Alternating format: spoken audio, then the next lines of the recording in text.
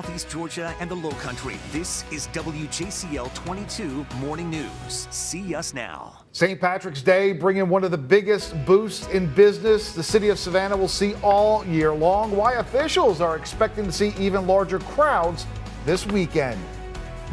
U.S. and Russia clashing after a crash in the sky.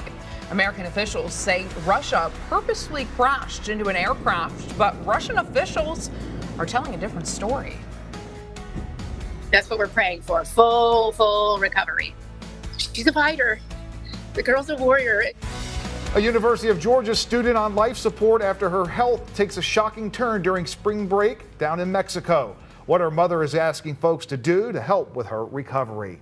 But first, let's go ahead and take a look at that morning forecast. Some frosty temperatures out there.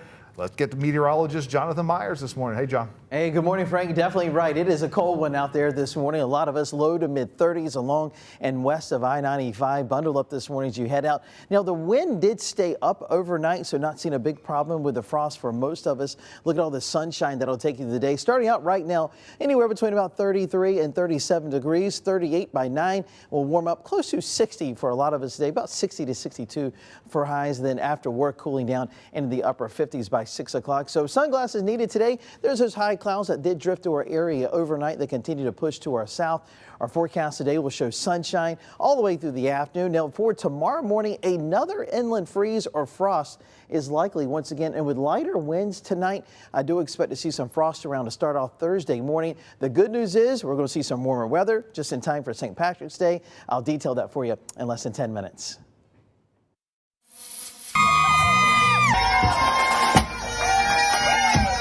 Well, in just hours, Savannah City officials going to release some important updates and changes for the St. Patrick's Day festivities. We're going to host a news conference today and another one coming up tomorrow. And officials say they're bracing for a big boost in business with thousands of tourists flocking to the hostess city. Our Nikaya Carrero is joining us live from River Street this morning. And Nikaya, what can you tell us about the celebrations? Well, Frank, I'm told the businesses here along River Street are expected to see huge crowds the size of what we saw before the pandemic and for the first time this weekend. I spoke with Brett Strickland from the Savannah Waterfront Association, and Strickland, who also owns Savannah Candy Kitchen, told me why he thinks people will be out in full force this year for St. Patrick's Day. I think last year everybody was nervous still. Everybody was scared because it was the first year back from pandemic. But I think this year everybody's ready. I think the pent-up demand is really going to show full force. And I think it may not be what people are used to 20 years ago on looking at people, but it's going to be back to what we're used to in the last 10 years. And I think we're really going to notice that. Officials are also putting changes into place to calm down the rowdy party-goer crowds that, people are used to seeing this weekend. And I'll tell you more about what those changes are coming up in the next 30 minutes.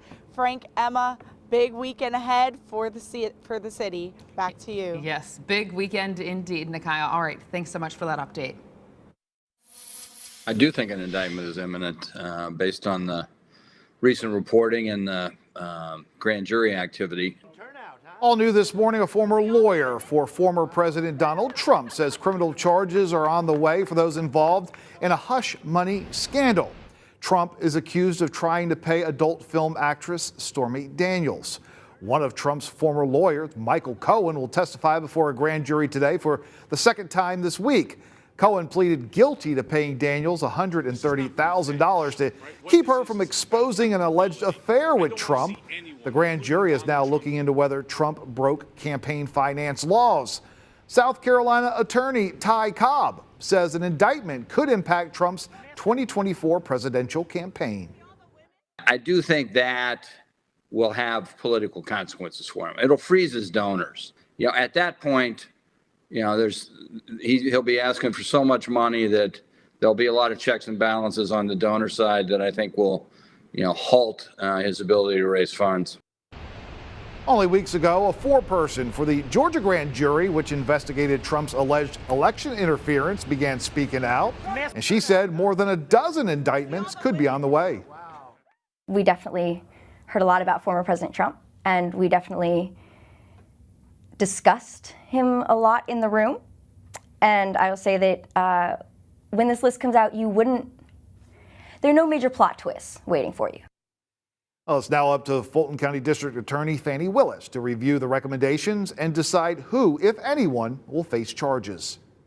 New this morning, South Carolina Senator Lindsey Graham is criticizing Florida Governor Ron DeSantis for controversial claims he made about Ukraine. During an interview yesterday, DeSantis said support for Ukraine is not a, quote, a vital national interest. But Senator Graham says he doesn't agree. He's going to go beyond Ukraine, Putin. If you don't get that, you're not listening to what he's saying. I think the governor of Florida has been a great governor, but in my opinion, if you don't get Ukraine right, this is a chance to stop Putin before it gets to be a bigger war, and China's watching.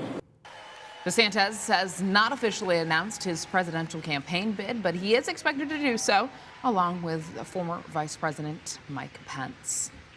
Well, this morning there are growing tensions between the U.S. and Russia after officials say a Russian fighter jet crashed into an American drone.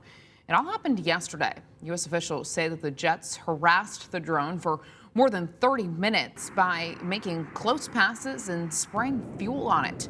They say a jet crashed into the drone before it fell into the Black Sea. But Russian officials say the jets never made physical contact with the drone and say that it crashed because of remote pilot errors. She's an amazing, amazing girl. She is the best daughter you could ever have. She's like so much fun, so smart. Well, this morning, a University of Georgia student who suffered a brain hemorrhage while on spring break down in Mexico is back in the U.S. Liza Burke and her parents arrived in Jacksonville yesterday morning, and as Tracy Amick Peer reports, her family is hopeful for her recovery.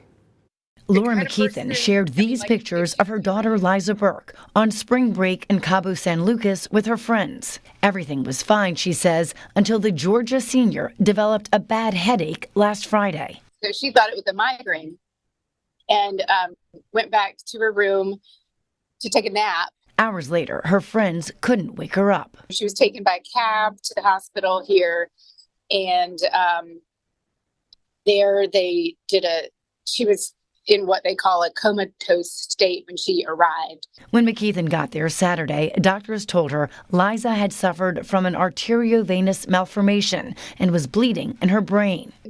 The doctors there know that it's in her best interest to get to the United States and are working with us to see that she can do that safely. On Sunday, her heart rate dropped when they took her off sedation. But McKeithen says when she asked Liza to squeeze her hand, she did, giving them hope. And decided that it is worth getting her a pacemaker because she's still with us. The temporary pacemaker was implanted successfully, and friends have helped them book a transport flight to get Liza back to the U.S. once she's stable. It's just been kind of touch and go ever since. McKeithen is asking for prayers. That's what we're praying for, full recovery. She's a fighter. The girl's a warrior.